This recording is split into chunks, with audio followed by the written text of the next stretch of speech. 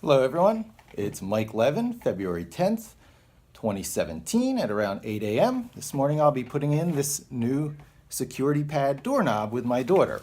I was going to put it in during the week, and when I told Addie about it, she asked that I wait and we do it together, which is completely fine with me.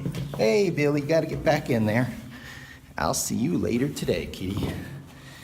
Yeah, so yesterday I took a few moments to talk about the terrible ordeal I was going through and my policy of turning the other cheek. And despite the horrid attacks that people can endure, the best thing is to move forward and to focus on the positive. So that's exactly what I'll be doing today. And I thought I would take out a few of the things that have sort of been in play between Addie and myself lately and talk about them in my attempts to somewhat optimize her life, you would say. And there had been several opportunities to go in dramatically different directions in my life that perhaps nothing symbolizes better than these old school ceramic magnets from the old Radio Shack. They have always struck a very nostalgic chord with me in my adult life, and as a kid, they were central. I did everything from the very typical turning them opposite each other to feel the resistance and to wonder at the nature of the world, to running them through the dirt in the playground of Spring Mill Elementary School in Lafayette Hill, Pennsylvania, that's not around anymore. It's been taken over by a head trauma recovery center, which is very interesting. Perhaps different videos in the future about that. But those magnets were one of the first things to sort of trigger me off to the, or clue me in to the fact that there is seemingly magic in this world.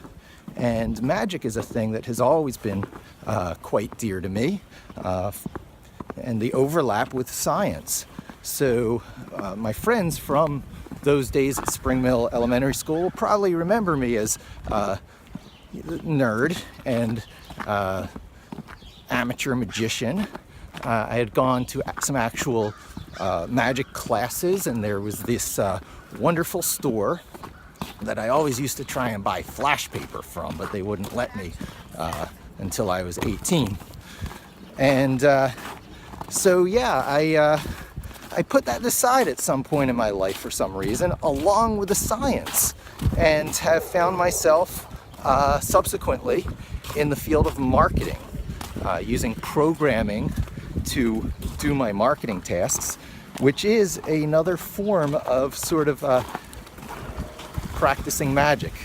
And I will do a little turnaround here to capture the beauty that is the 215 stairs in Inwood, Manhattan, a neighborhood I won't be in as my primary residence for very much longer, as I prepare to sell my place at Park Terrace Gardens. So many stories, interesting chapter of my life in the past 5 years.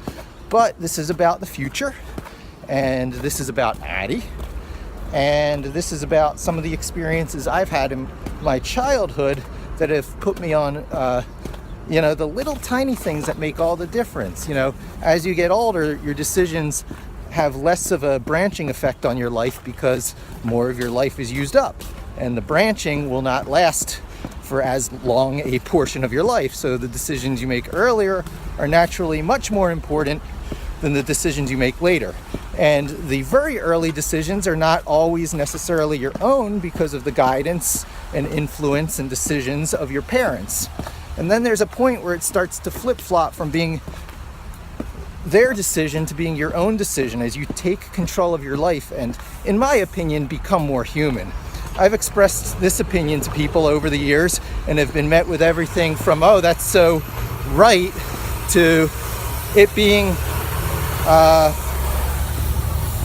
bigoted thought. But there are degrees of humanness, and sci-fi has really stated it well at various times, perhaps none so well as Dune with the Gom Jabbar test, in which you put your hands into a a pain box while a poison needle is pressed against your fingertip, and you can't pull your hand out. And if you do, I believe, you that's the end. But the point is that the knowledge is there that the box can do no physical harm to you regardless of the pain, so it's an exercise in self-discipline.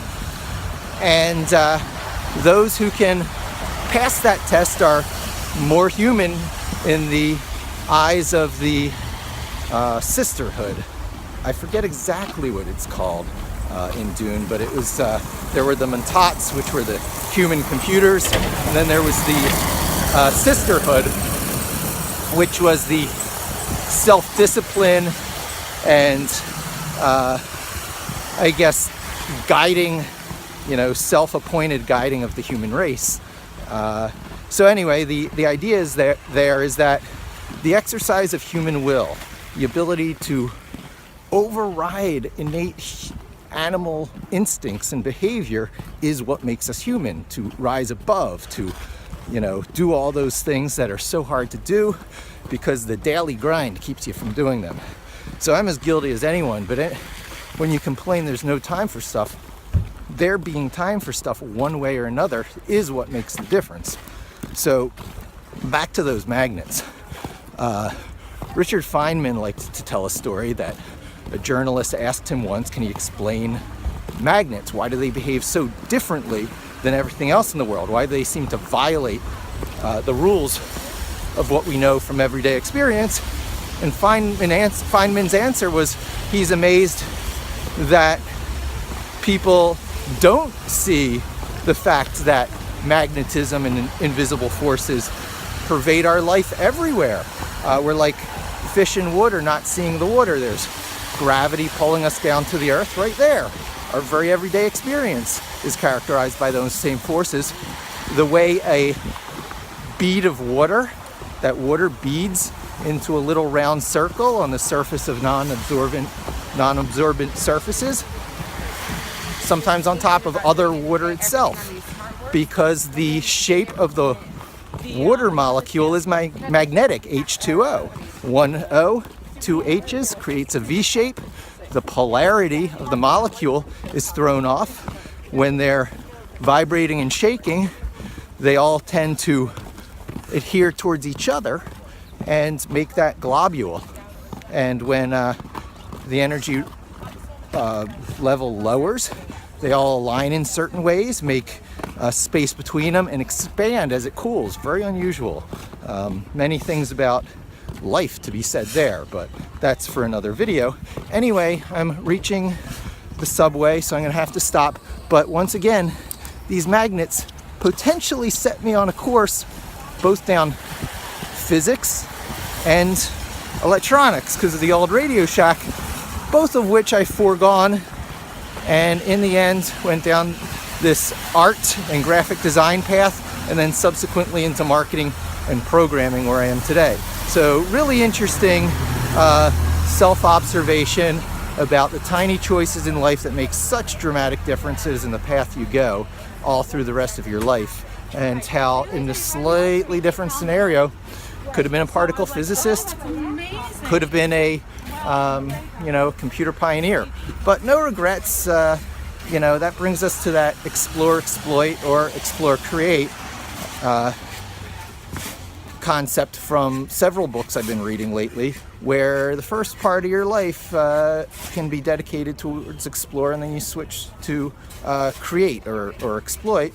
And I happen to be 46 years old, so I'm doing the flip-flop perhaps more than halfway into my life. I'd like to allow Addie to do that flip-flop a little bit earlier, after she's been exposed to a number of these things in the correct context, laying out the choices and possibilities in front of her, to do justice to what her choices are, to make her fully aware of just how broad and diverse and wonderful the paths through life can be, and how important these little decisions at this early point can be, where you find your loves and your passions for different topics and subject matters, and how so much of it arises from the observation game, opening your eyes, looking around you, seeing what there is in life, asking questions, doing research, listening to others, coming up with your own decisions and opinions,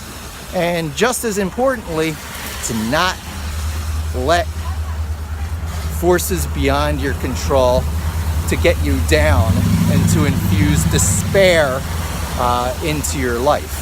To always rise above, to persist, and to be true to yourself. Well, anyway, got to get my coffee and hop on the train. Thanks for joining me. Hope to see you again soon, and don't forget to subscribe.